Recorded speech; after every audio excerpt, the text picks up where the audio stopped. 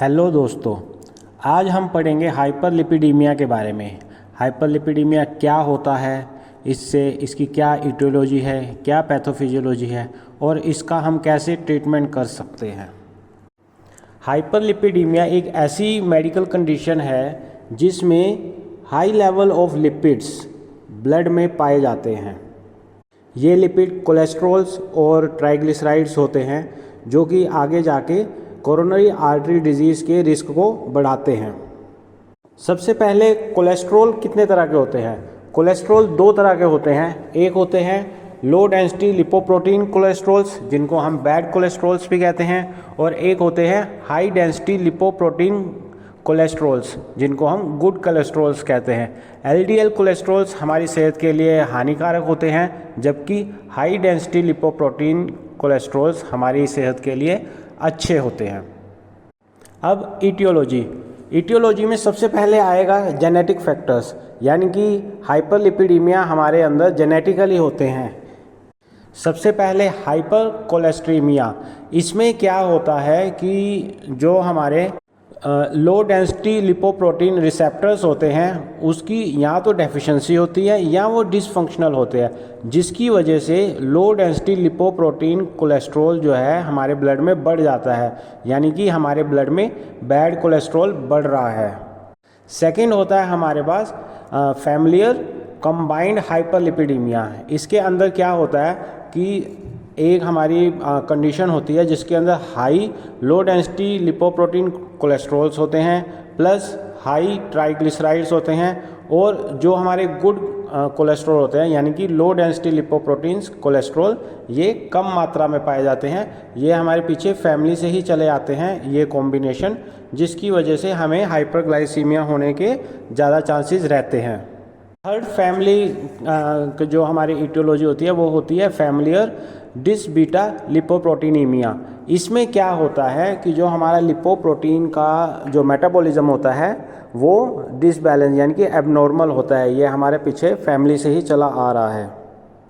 Second reason होता है हमारे पास लाइफस्टाइल फैक्टर। यहाँ के टाइम में हमारे जो मॉडिफाइड लाइफस्टाइल हो गए हैं उनकी वजह से भी हाइपरलिपिडीमिया हो जाता है। इसमें आता है पुअर डाइट कंजप्शन, यानी कि हम फास्ट फूड्स खा रहे हैं, हाई सैचुरेटेड फैट्स खा रहे हैं, ट्रांस फैट्स खा रहे हैं, कोलेस्ट्रॉल जो है वो ब्लड में बढ़ने लग जाता है। दूसरा है सेडेंटरी लाइफ, इसमें हम lack of exercise physical activity जो कि हमारे बैड कोलेस्ट्रॉल को बढ़ाता है, और जो हाई डेंसिटी लिपोप्रोटीन कोलेस्ट्रॉल यानी कि गुड कोलेस्ट्रॉल होता है उसके लेवल को कम करता है।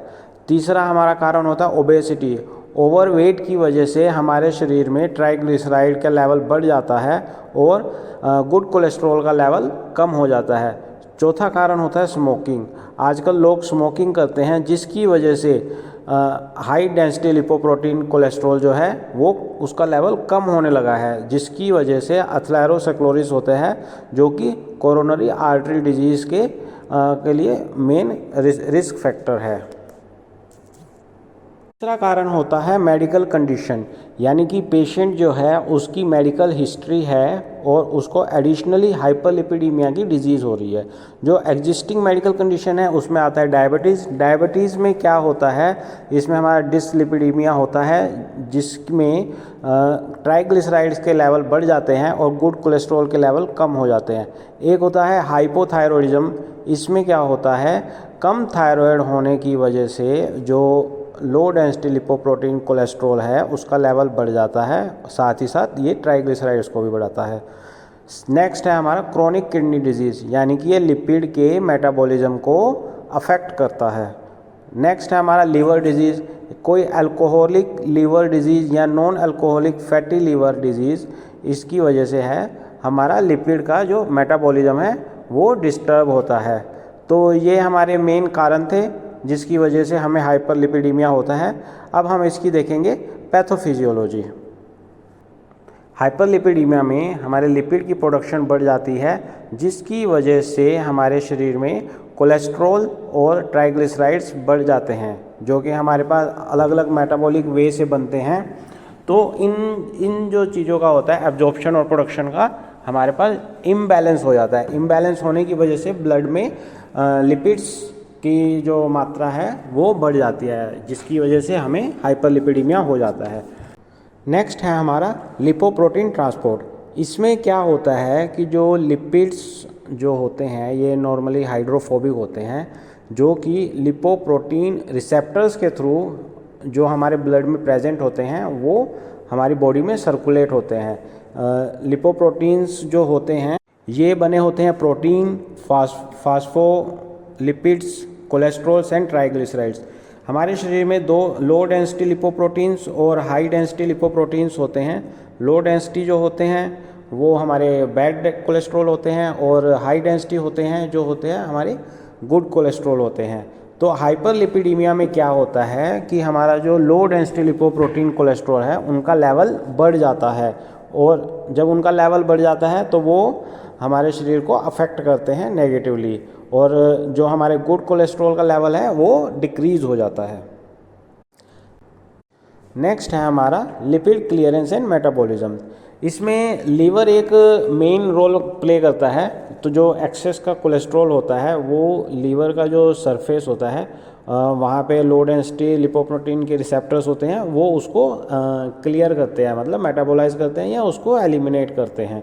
लेकिन जब हाइपरलिपिडीमिया हो गया तो उनकी एक्टिविटी तो वही रहेगी। हमारे पास जो बैड कोलेस्ट्रॉल है उसकी क्वांटिटी बढ़ गई है, तो वो क्या करेंगे, वो एक्सेस में हमारे ब्लड में रहने लग जाएगा।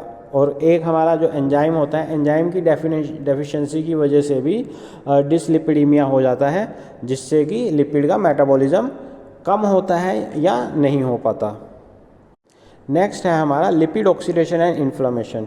इसमें क्या होता है कि जो लो डेंसिटी लिपोप्रोटीन कोलेस्ट्रॉल होते हैं वो ऑक्सीडाइज हो जाते हैं, और इससे इम्यून सेल इन आर्टेरियल वॉल जो कि आगे जाके फोम सेल फॉर्म करते हैं।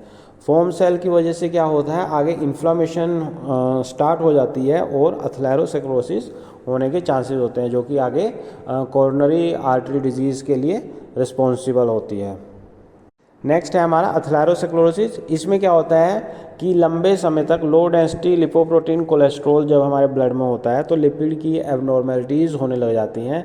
आप डायग्राम में भी देख सकते हैं कि जो आर्टरीज़ हैं, लेफ़्ट साइड में जो आर्टरीज़ हैं उसमें नॉर्मल आर्टरी है जिसमें कि हमारा HDL और LDL की क्वांटिटी कम या नॉर्मल है, और राइट साइड में आप देख सकते हैं कि उसमें अथलेरोस्क्लेरोसिस हो रहा है, यानी कि जो ब्लड का पासेज वे है वो कम हो रहा है। तो इसकी मतलब हाइपरलिपिडीमिया की वजह से जो कोरोनरी आर्टरी डिजीज़ हैं वो बढ़ने लग जाते हैं, जो कि आगे जाके हाइपरटेंशन या फिर मायोकार्डियल इन्फेक्शन या फिर एंजाइना पेक्टोरिस वगैरह आगे इसकी वजह से हो सकता है। इन सब पर मैं ऑलरेडी वीडियोस बना चुका हूँ, लिंक आपको डिस्क्रिप्शन में मिल जाएगा। अब ट्रीटमेंट में सबसे पहले तो हमें अपना लाइफस्टाइल मॉडिफाई करना पड़ेगा, क्योंकि जो हाइपरलिपिडीमिया हमारी जेनेटिक डिफॉर्मेशन की वजह से हो रखा है उसको तो हम चेंज नहीं कर सकते, लेकिन लाइफस्टाइल मॉडिफाई करके हम उसको कम जरूर कर सकते हैं।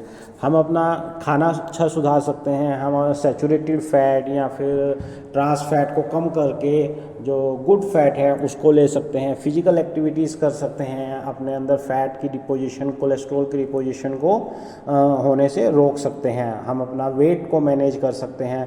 स्मोकिंग, जिससे कि लो डेंसिटी लिपोप्रोटीन्स बढ़ते हैं, वो स्मोकिंग को कम करके हम उसको भी कम कर सकते हैं। अल्कोहल की कंजप्शन को कम करके हम लो डेंसिटी लिपोप्रोटीन्स को कम कर सकते हैं, और अपने आप को स्ट्रेस फ्री रख के मेडिटेशन करके हम इन सब चीज़ों को मिनिमाइज़ कर सकते हैं। अब मेडिकेशंस इसमें स्टैटिन्स यूज़ करते हैं। ये क्या करता है कि ये लो डेंसिटी लिपोप्रोटीन्स को कम करते हैं, जैसे अटोरवास्टैटिन्स, सिम्वास्टैटिन्स। एक होते हैं एजिटिमिब। ये क्या करते हैं, ये कोलेस्ट्रॉल के एब्जॉर्प्शन को स्मॉल इंटेस्टाइन में कम करता है। अच्छा, थर्ड होती है हमारी फिब्रिक एसिड डेरिवेटिव्स। तो ये क्या करते हैं, ये ट्राइग्लिसराइड्स को कम करते हैं और हाई डेंसिटी लिपोप्रोटीन कोलेस्ट्रॉल को बढ़ाते हैं, जैसे कि जैम्फिब्रोजिल। नेक्स्ट है हमारा बाइल एसिड सिक्विस्ट्रेंट। ये क्या करते हैं कि जो बाइल एसिड इंटेस्टाइन से रिलीज़ होता है उसको बाइंड करते हैं और कोलेस्ट्रॉल की रीएब्जॉर्प्शन को कम करते हैं और इसकी एक्सक्रीशन को बढ़ाते हैं, जैसे कि कोलेस्ट्राइरामीन। एक होते हैं हमारे ओमेगा 3 फैटी एसिड्स, ये क्या करते हैं, ट्राइग्लिसराइड्स के लेवल को कम करता है और हाई डेंसिटी लिपोप्रोटीन कोलेस्ट्रॉल्स को बढ़ाते हैं, जैसे कि फिश ऑयल्स, ओमेगा 3 वगैरह। तो ये था हमारा आज का चैप्टर। आशा है कि आपको कुछ इन्फॉर्मेशन वैल्यूएबल लगा होगा। अगर जो इन्फॉर्मेशन वैल्यूएबल लगी हो तो प्लीज़ लाइक, शेयर और सब्सक्राइब करें। मिलते हैं नेक्स्ट वीडियो पर। Thank you.